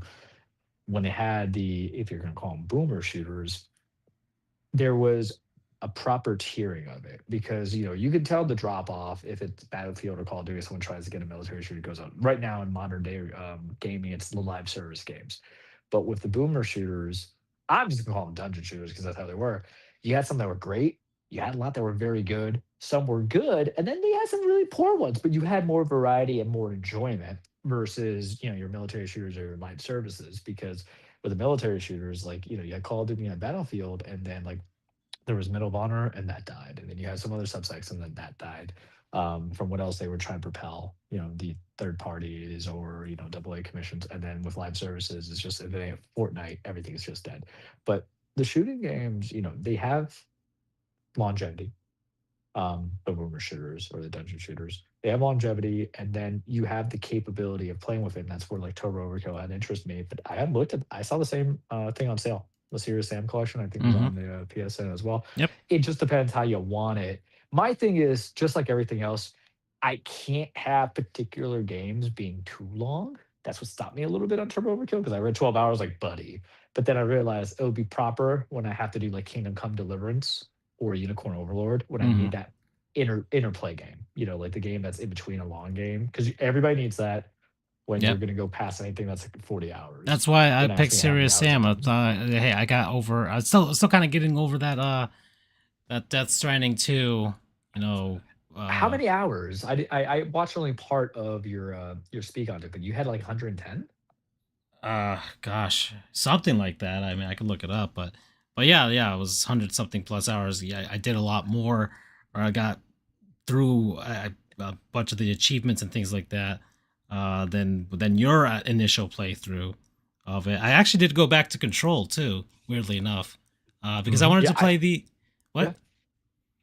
Uh, No, I'm I agreeing with you. I Sorry. wanted to play the Hideo Kojima mission because that wasn't available. It was a PS4 exclusive, and then they finally released it on PC. I'm like, oh, I want to try that, so that's why I went back to that. Also, kind of a short little step it before Control Resonant comes out. So yeah. So I had tried to go back to Control because I want to see what the updated. There was something that they updated when the PS5 Pro, with the PSSR 2 came out. Mm-hmm. So I had re-downloaded it. But what I realized is that because I was playing end game stages, Mm-hmm. it wasn't interesting because I had done everything there. Because for those who I can talk about Control any day of the week, it has some of the best DLC, has some of the just some of the most interesting game mechanics and physics out there. We love you, Sam Lake. But it's one of those games that like when you beat 120 the main. hours in Death Stranding. That sounds about right. I mean, I only did like 70, but that's because like I was I was just very invested in seeing it through. The story was much more gripping than the first one to a degree because the story was good. It's just there was times where it was weird, but because I went through that first weirdness, I understood the second, so I want to see it through. But back to the Control real quickly is that it's that game where there's post story missions where you do them and they're just as rewarding because they were giving you some feelers in the beginning game, like the Dr. Avrish or whatever his name is. I can't remember fully because it's been so many years, but you get to see what happens to certain characters that are Mm. mentioned or talked about. So yeah, just go play Control, guys. And I did a little bit just to see what Resonant was gonna be like, but Resonant's gonna be its own animal. And that's only 2 months away, man. Same thing with Wolverine, like the hell I'm doing. But yeah, Serious Sam, it's always a good time. Death Stranding 2, we love it. It's a good, great game. But it was my game of the year last year. I had to give in between that and Astrobot. I said I'm gonna pick the game that I was just standing up and applauding for. Yeah. Yeah. Let's see what else. We're at an hour and 20 minutes. We did the first cage for the first time in a long time. Uh, well, we talked a little bit about the diarrhea that's going around all over the place, and how really the Stay Arby's safe. mac and cheese is the probably the most safest uh, food product that you can eat right now. Funny enough, yeah, I haven't really gone around vegetables lately because of this. Just been eating cans of tuna fish, in all honesty. Um, well, Charles, let's talk about the Miami Heat and things Oh that have gone down the last week or so. man, It's been fun. yes. It's been a lot of I fun. it really has. And this is how I'll kind of start my segment and then we'll get to your segment because I'm the one who has been slaving myself to support that team fandom out of the three of us in basketball. And I haven't enjoyed it to a degree. There's been support throughout like the last 2, 3 seasons for me, but you've heard me be like on annoyances. It was sounding very like Yankee-ish, right? Mm-hmm. But we already talked about my opinions on the Giannis trade, which he just looks good in that white and red, man. I just gotta say, Mm-hmm. and I really hope it doesn't blow up in my face. And the same thing with Bobby Portis. But I had mentioned it in the chat earlier. And I'm gonna say it a little bit more graphically on the show. One big trade that seems right makes Pat Riley feel like he took the blue pill, man. Like he's got a little bit extra, vigor in him, Mm-hmm. right? And he openly flirting about getting LeBron, who's probably going to go to Philly or Golden State or Cleveland because nothing nice can happen to Miami anymore. Look, I'm just saying right now, if the NBA has the powers to investigate to Gary Trent Jr.'s contract with the Bucks, there's nothing stopping them from doing anything to prevent LeBron from going to South Beach. At this point, they've done so much to screw us over throughout the years anyway. All collective ownerships, my conspiracy theory. But for the moment, I will enjoy the blue pill vigor because it's not just Pat, but it's certain Bam, but we're gonna have to explain Bam differently. We're gonna have to use Bam like a comic book, pronunciation with the exclamation point. Go, Bam, Emerald Lagasse, Bam, right? That's what he used to say, right? Because that boy, he packed some haymakers. Take away, Francisco. Tell us about your vigor. I have my blue chew. What about you? Oh, well. So something came out of Las Vegas recently that made me very very happy because it kind of sort of vindicated everything I've ever felt about Tyler Hero as a member of the Miami Heat, and how they were just kind of keeping around. Oh, he was the linchpin, and they really needed him to lock it in, and that he was the key piece. Like if we're gonna I trade him, never we're said gonna that. we got to get a real big package for him because he's that valuable. Um, so uh, Bam Adebayo and it was the NBA Summer League out in Las Vegas, and Tyler Hero and was out there as well because everyone's gonna kind of get their training in out there too. So incident came out on July 10th that they were kind of hanging out at the Resorts World Casino, and I think Tyler Hero had like an AAU team out there, and then Bam Adebayo was kind of walking over, I guess, was walking, I guess, onto the court or walking somewhere around there, and then Hero had said something to him, and it seemed that Tyler Hero said something about that the team needed him, right? And then like Bam Adebayo kind of casually walked over and then just kind of punched him in the face.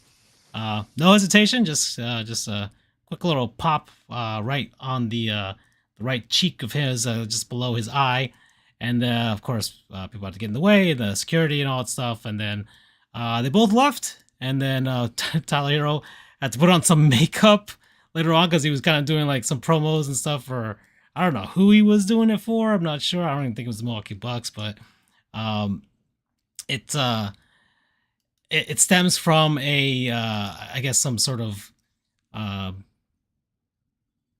jealousy that Bam Adebayo, or not the Bam, but Tyler Hero, and it looks like to an extension Jimmy Butler had for Bam Adebayo getting the big extension and big money from the Miami Heat.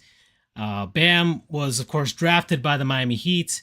he was, I guess, he is the captain of the team now. He is the one that Udonis Haslam passed the torch over to with regards to the Heat culture of transferring that from straight from Alonzo Mourning all the way to Dwayne Wade, and then Udonis Haslam, and then Bam was the one that took the torch of instilling Heat culture and keeping that line of attitude that the Miami Heat have about themselves, about their training regimen, their conditioning, the way they go about their business in the NBA, whether they have a team that is made up of a bunch of scrubs or they have some superstars.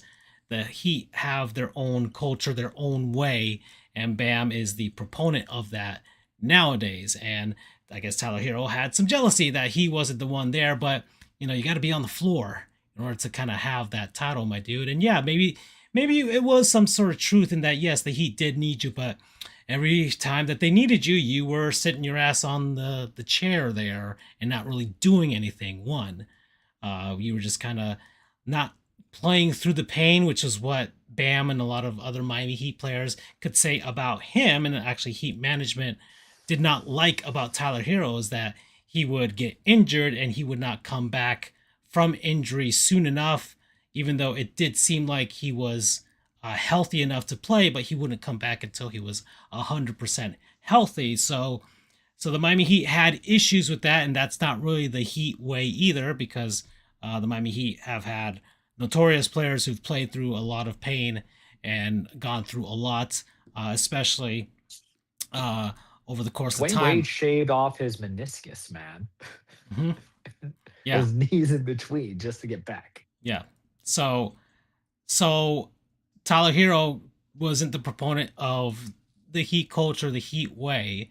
Um, I don't know why I'm making this comparison, but I guess it's just something that I do know is that the Florida Panthers had a player similar, well, not similar, but a player that they didn't want, that didn't fit with what they were trying to do. That was Jonathan Huberdeau. Yeah. Panthers traded him for Matthew Kachuk, and the entire complexion of the team completely changed. It's amazing what one player can do for you and for what you want to instill and how your team wants to conduct its business. And Tyler Hero was not that for the Miami Heat. So Bam Adebayo punching him in the face was like me punching him in the face. It's what we all wanted. It's what I wanted for sure.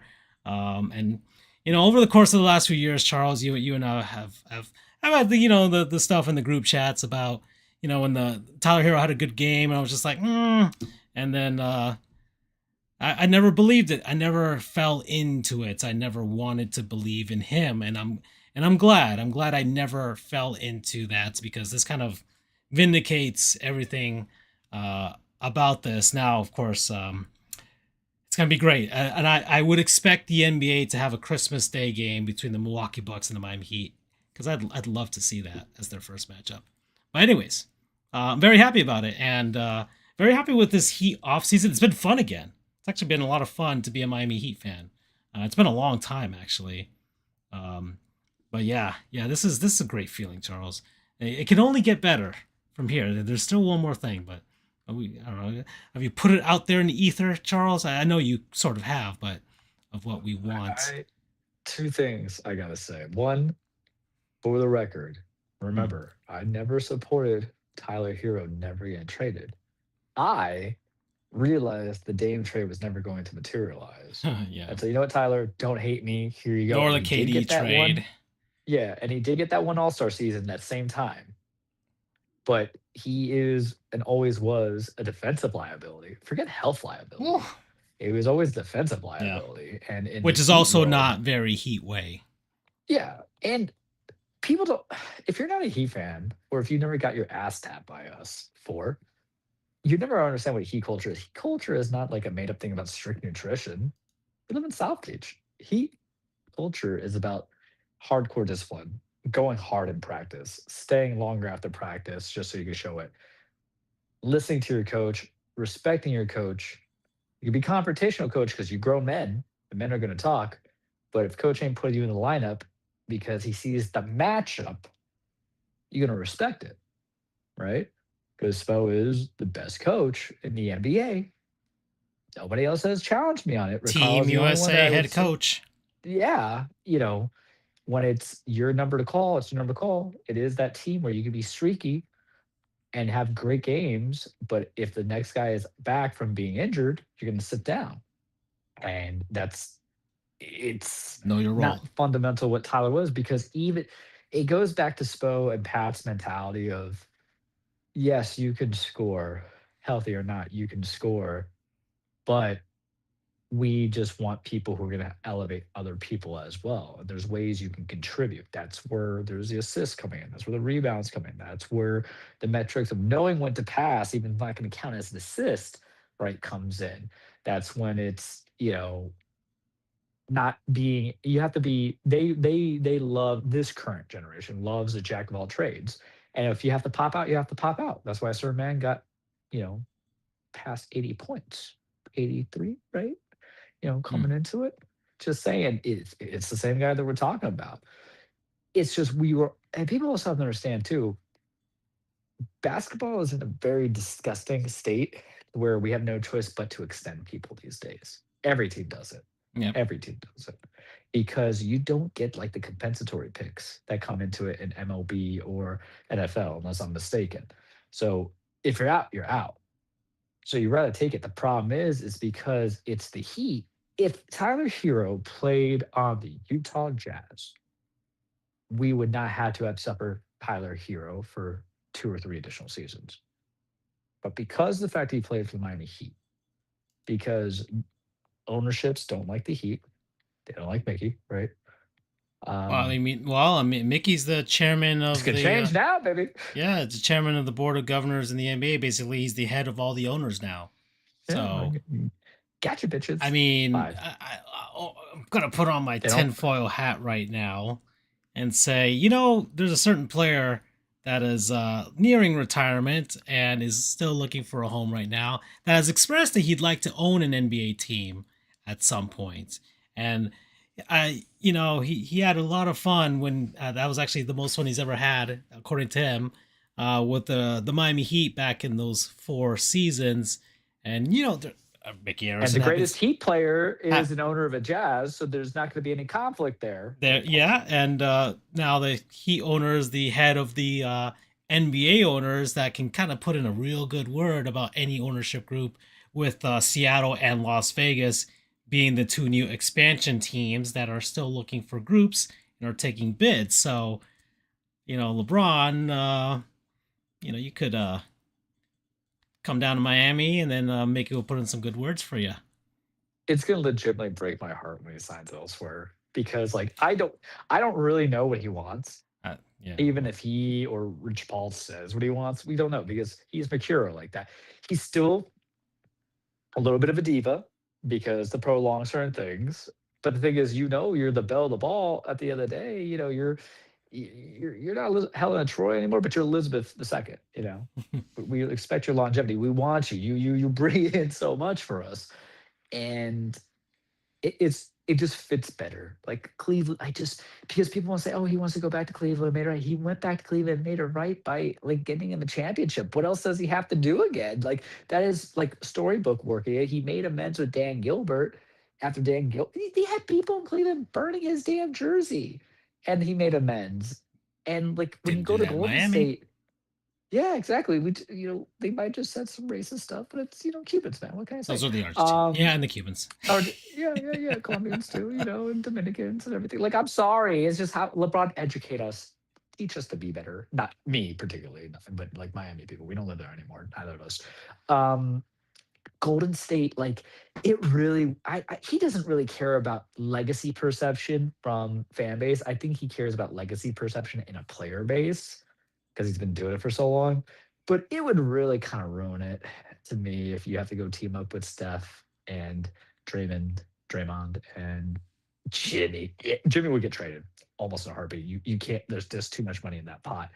Um, and then if Philly, the only thing I can say is people are saying, yeah, Philly on paper makes a lot of sense. I'm like, Embiid ain't healthy enough, man. Like he's never around, and we like Tyrese Maxley, and then we or Maxey, and we like BJ Edgecombe and a few other people, but it's because what Nick Nurse is the head coach of the 76ers now. Yep. That scares me a little bit because that's competent, right? I think LeBron wants a competent coach because don't get me Why wrong, not the but most he competent coach that yeah, had right. that But was with you for the last gold medal there, you know? yeah.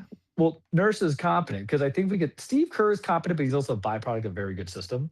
Because yes, you got 4 rings, but you also had the benefit of KD for 2 of those rings. You they just caught hot on that last ring where everything was just like the perfect storm with Mm, Wiggins was around as well, and they were because remember if they had D'Angelo Russell, I think they flipped him, and then they got more assets, and then they went on the run, and they went against a very young, immature Boston team, even though they had like talent, and that's just what led to destruction. But it's more. But I think he wants to be coached right because JJ Redick young brilliance you can see from former player, but I don't think LeBron cared too much for him. Darvin Ham was in for a penny and for a pound, right? No, or was he the one that got fired?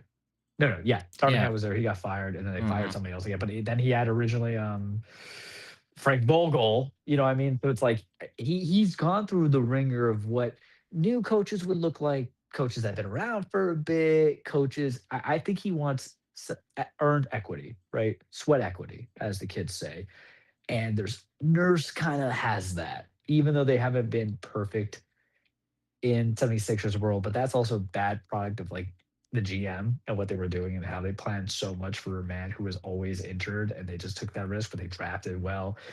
It's just the next thing is just Miami. And people are just like, oh, well, Miami doesn't have any. And my mind is like, you guys really don't understand. Like, Spo took a malnourished team twice Hmm. in the 2020s Yep. to the finals, and the gas was run out. Struss, Robinson, Vincent. They didn't just start on the team and we had guys come in. They were playing max minutes Yeah. and then going over, G right? And we leaguers. had G leaguers and two-way contracts, and we had to beg and we had to I pray mean, and just to get some dudes. you saw what they like because they, well, except for Doug and Robinson, but like Struss and Vincent when they went off in free agency because Yeah. hey now they could get paid, right? Uh, fell off, fell off once they left Miami. Struss was okay. He Yeah. still averaged like 11 and 8, Okay, points per yeah, game, so I'll but take Gabe it. Vincent, But yeah, Vincent just nothing. yeah, But take got the that away bag, for a baby. second, because we're talking about the good. I had to see this. I had to see a coach deal with the perfect idea of the ultimate pick and pop combo of Goran and Bosch, and then Bosch had the blood clots, right? And then, the games changed, and he had to kind of like marginalize and work with Hassan Whiteside, who had a 1 year great show up, and then had to still keep him into the rotation to justify to the paycheck. Went through the Justice Winslow era, right? Where the wins were low, just mediocrity, no pun intended, but I had to throw it in there. We were dealing with all these things. I could just bring up some of the bad players in my mind, but I kind of like pushed them to the corner. But that coach stayed consistent. That coach hardly kept anything under 40 wins. And Hmm. I really think he wants a coach that it's not about like, hey, free ball it. He just wants somebody who's like, well, up the crap. Because I think he knows ball.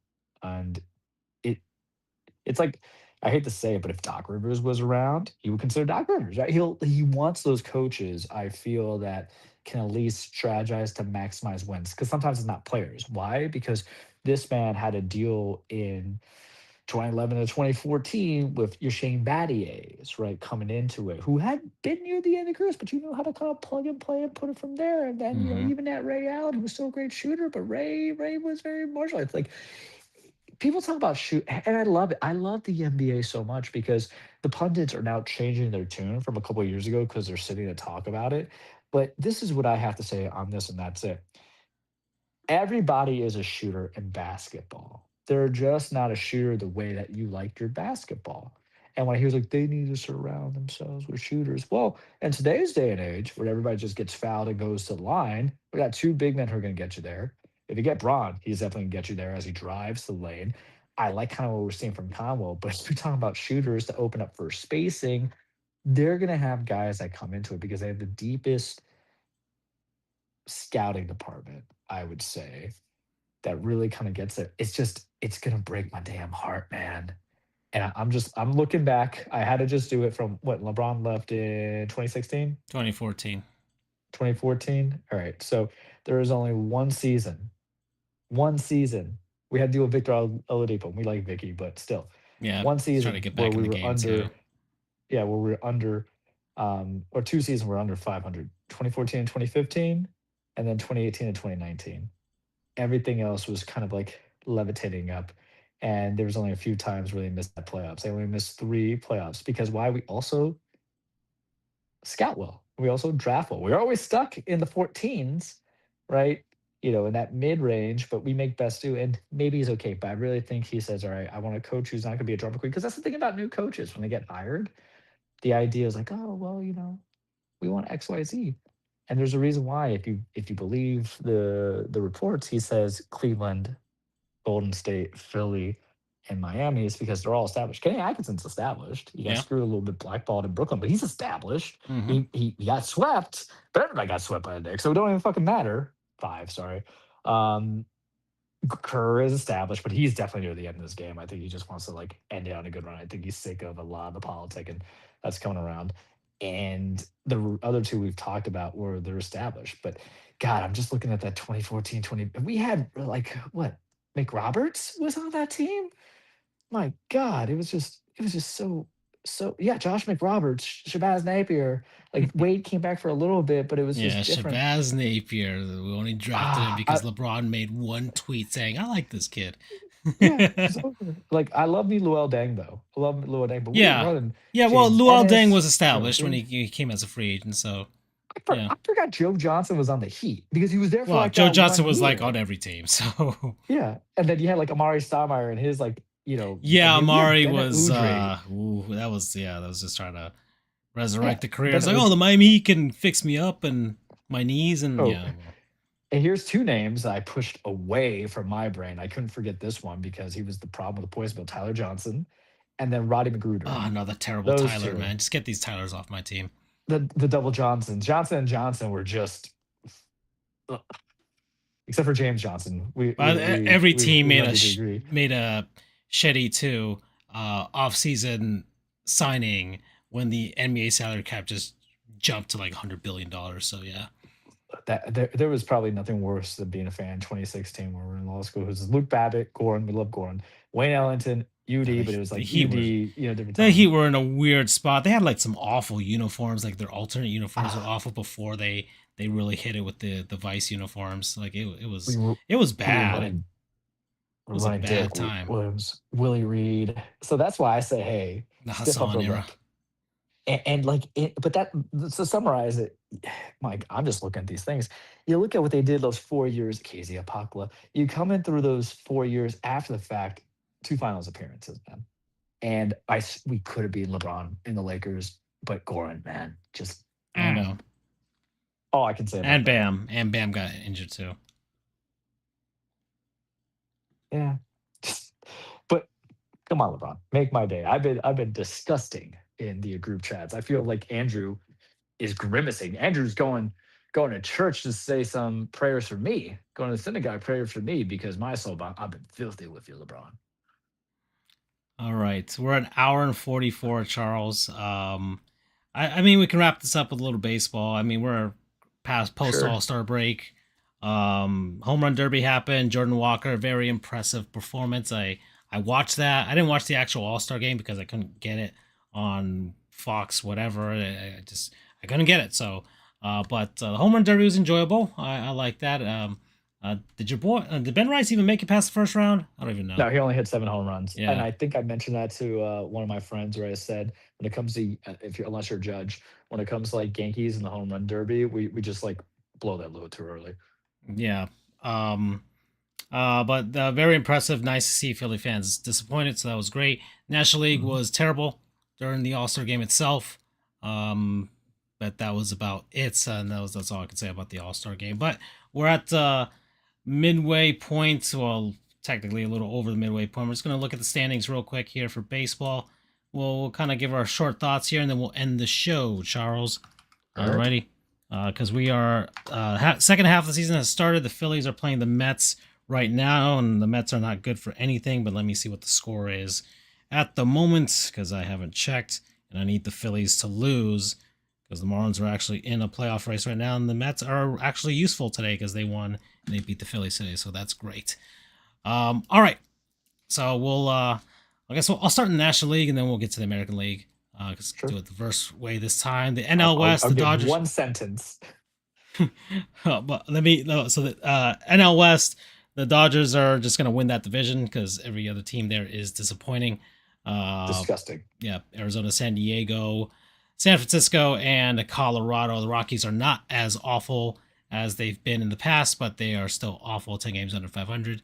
The Giants are disappointing, and the Padres and the Diamondbacks are wild card favorite. I don't know, they're wild card contenders, but they're not going to win that West. NL Central, Milwaukee Brewers are once again regular season merchants. They'll probably win that division unless the Cubs can actually put some things together. But the break came at the right time for Milwaukee because they were on a 3-game losing streak. St. Louis Cardinals are good again, and the Pittsburgh Pirates are surprisingly good again this season. They've scored the most runs in baseball. So they have the best offense. Not tell you any player but Paul Skeens on a team. And the Cincinnati Reds have fallen off and are not good, and they'll probably not contend for the rest of the season. They'll be sellers going into this trade deadline. Well, they just signed Chase Burns for like 7 years, so who knows? The National League East, the Braves are up 2.5 games over the Philadelphia Phillies, who lost today. The Marlins are 4 games back of the Braves. They got swept at the end by Cleveland, so that kind of dampened things before the All-Star break, but maybe it came at the right time, so they kind of reset there. The Nationals also lost 3 games in a row and are 1 game under 500 right now. And then New York Mets have kind of evened out their losing. They're kind of mediocre now. They're not terrible. So there But you go. 16 games under 500. I mean, but they've evened it out as far as like not completely awful. just terrible. I mean, statistically speaking, they're only 3 games up on having the worst record in the entire MLB. Okay. To pick on that scab for 2 seconds, I don't know what you do to blow that up. You can't. Well, actually, they said that everybody's available except for like 5 guys on that team. But no one wants anybody to put the 5 ties, which is really like 3 guys. I don't even You're know not going to trade McLean. Mets. You're not going to trade Soto. Yeah. So, but there you go. That's the National League East. Just once again, I hope the Marlins can actually put it together once they get back here after this break. This has been a stressful fandom for you this season. I know. Is there some real hope? Yeah, they play Milwaukee to start out, so it's not going to get easy to start at the beginning.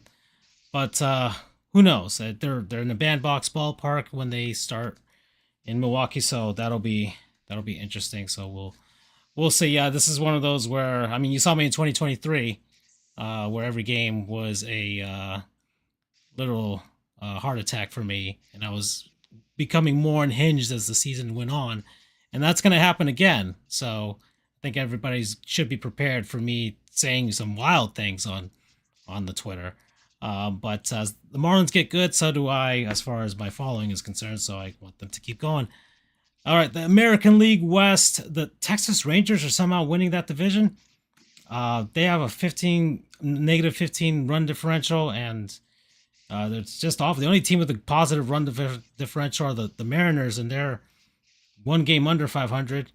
The Astros are there too, and the Astros, man, 3 games back and could still win that division. And then the A's have fallen off in Sacramento. They've lost 9 games in a row, so they're definitely going to be sellers. And the same thing for the Los Angeles Angels, Anaheim. The White Sox are leading the American League Central. I want them to win that division just because they look like a really fun team, and they have some pretty good stories there.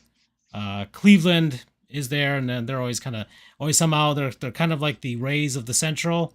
But I think every team in the Central is just kind of the Rays, in all honesty. But but they're kind of the Rays in the sort of way where they just kind of sort of contend and find a way to hang around despite not spending any money. Yeah, I mean Cleveland has the likability too that the Rays lack, and I say that because the Rays are in my division. They don't scare me. Junior Caminero scares me. Yeah. Minnesota is somehow once again man, the American League is awful. Very bad. It's just That's why I'm not sweating it.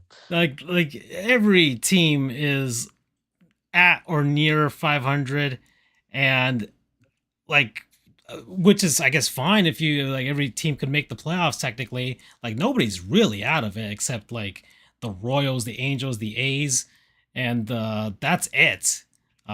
Everybody else could still make the playoffs in some sort of fashion.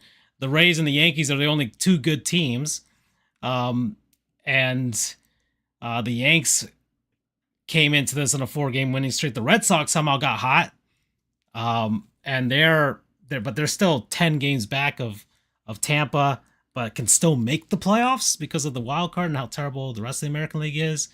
It makes you really wonder if they make the playoffs.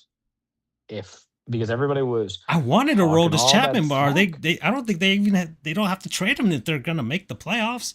they don't have to trade him, and everybody was talking a lot of crap about them firing what's his Cora. face? Yeah, Alex Cora, and Amazing, like, he the had such a irony. vendetta against him, and now he's gone. Yeah. Well, just yeah, you don't matter to me anymore. Yeah, I got what I wanted out of it. But the irony, it would kind of prove it. It's poor Andrew because he's not here to see it. It sometimes proves that those who are not on the field or making the calls for the day in and day out of the action, sometimes the front office is smarter, and maybe they're right. Regardless, I think they would have gotten to this position anyway if Cora stayed around. Hmm. It's just you needed some injuries to line up, and you just baseball's a long sport. It does not demand. We I to this day I have talked about it where the worst thing that we did was expand the wild cards Hmm. because if you really look who gets in there, the lowest seeded wild card teams barely The get American out. League is gonna have like 2 teams with losing records. It feels That or like, just that like one game over 500. yeah, It feels like, and it might be them. yeah, it might be. I mean, Baltimore has been awful, and they're 2 games back of a wild card spot, and so is Toronto. Toronto's incredibly disappointing as an American League champion, and they are only 2.5 games back of a wild card spot. So, I mean, yeah, And they're not even that they're scary that they can get hot to a degree, in that sense. When I'm looking at the National League wildcard standings, and I could get freaked out by a couple of teams who are out of the last spot. St. Louis, Arizona, they're weird because it's that team that literally has talked about like running on fumes until they got to the World Series a yeah. few years Arizona is back. one of those. Yeah, they get hot like in late The second half, August, and man. then yeah, Yeah. And then even like San Diego, because even though Manny Machado's batting like 187, he yeah, has like 22 and homers. I'm like, Tatis what Jr. matters more? Yeah. I'm Hmm. like, it's baseball. Sometimes we can't care about the batting average because all you need to do is win by one, right? But yeah, the AL is just a sucker because I've never seen it where they run, well, because it's still so new in the implementation, but I've never seen where they kind of run the gauntlet. And everybody just wants everybody just wants a participation trophy. Go ahead, Yeah. take it, right? I mean, yeah. It's it's one of the more strange seasons I've seen in baseball in a long time where the National League is full of actual good teams. I mean, there's one, two, three, four, five, six, Studs seven, everywhere. 8 teams with 50 plus wins right now. The American League only has four, and that's it. And surprisingly, Chicago, Cleveland are two of those teams, with New York and Tampa as well. And Cleveland doesn't even have a positive run differential either. Yeah. So some weird things are happening this season. I mean, it will make it fun getting towards the end because, and this trade deadline is going to get really weird because technically, like you have so many teams that are in it. Some teams are going to sit there and be like, are we really going to run the are we really going to run the gamut here? Are we really going to go in on this season? I think a lot of teams are going to stay pat.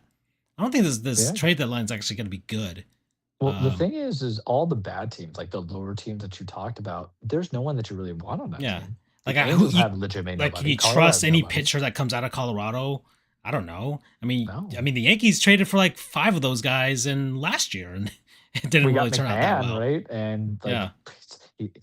he, he's a good utility man who somehow is an everyday starter. But that's also because Aaron Boone just doesn't put people. It's amazing. Like 2 seconds on this. Austin Wells is about like 169, but people forget Ben Rice is actually a catcher as well. And then Cody Bellinger was a first baseman. He could play both infield and outfield, but we don't want to put the best players on the best spots. Damn Mm. him to hell. Yeah, it's because, well, the philosophy around hitting is that, and I guess teams like the Phillies and things stuff, they're basically like, to hell with the defense, and we'll figure out how to win as long as we can score runs. But there's a Yeah. lot of teams, especially in that American League, that they do not score runs very well. There's so many teams with negative run differentials right now. Well, Um, that's Andrew and I need to be scared about that because even though we're like in the top two essentially, and we have like the mhm. Yankees are like last time I checked like plus 92 on Plus differentials 91 here right now. Yeah. right now because I don't know how long Judge is gonna be out. I don't know how Stanton's gonna be out. You're really running it on Rice and Cody because Hmm. the other guy like Jazz is just gonna be when it feels like it homer. McMahon's actually gotten hot with the bat. Same thing with Grisham, but like they could be streaky and Judge is absent. And then Tampa, it's just Junior. I don't know anybody else who hits as hot as he does or as consistently. And we always talk about it. Bats can get you to the postseason. Pitching is what wins you the postseason. And Mm. I feel confident enough, even when Rodon comes back. Yeah, there's just some pitchers that you know you're going to take the L on, but he's at least going to give you a chance to win to a degree. He's not going to blow up, right? Yeah. To where he's just going to let 5 runs in the first inning. That's the worst. God, I've been there. It is terrible. Rodon is the weakest link of the first four. Cole's still figuring it out, and we have some cool jobs. It's there. Schlittler, we know Schlittler. We know what he's getting out of us. And Freed, we just got to see, right? He's injured too. We did have a lot of injuries, but it's really for those is the postseason because the game changes too, where you can have big bombers, but you just need connectors. You need guys who can get on base or at least get you some, RBI doubles. And I don't think I have that same issue. But I think also the game's changed too, where we can identify a lot of good pitchers now coming out of the college or coming Hmm. out of high school and developing.